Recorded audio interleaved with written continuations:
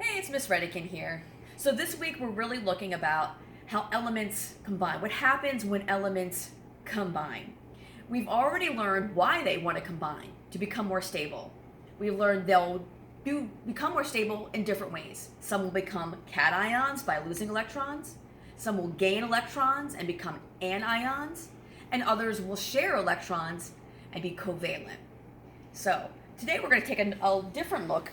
What happens to their properties when they bond?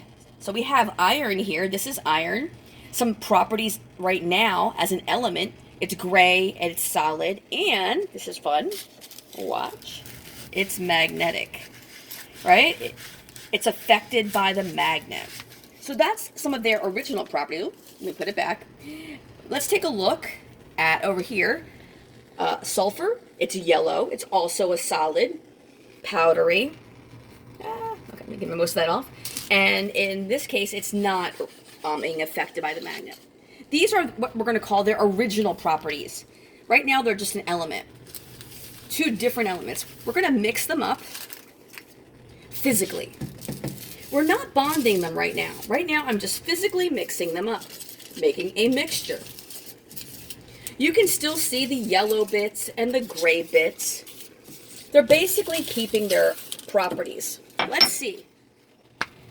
Still affected by that magnet. So we're just physically mixing them. So how can we get them to bond? Stay in there. Okay. So we're going to add heat energy. The heat energy is going to allow the two different elements to bond. Okay. So we're going to get started. Got to get it nice and hot because it needs enough energy to make them bond. Again, they want to bond to become more stable, but we do need to add some extra energy here to get that to happen. Okay, let's see if we can get it. Oh, I think we're getting it going now. Let's see if that's enough heat. Try a little bit more. I've got a little bit. Let's see if we can get it started down here. Now they're starting to bond. You see a chemical reaction. So the iron and the sulfur are becoming something different, something new, with a new structure and new properties.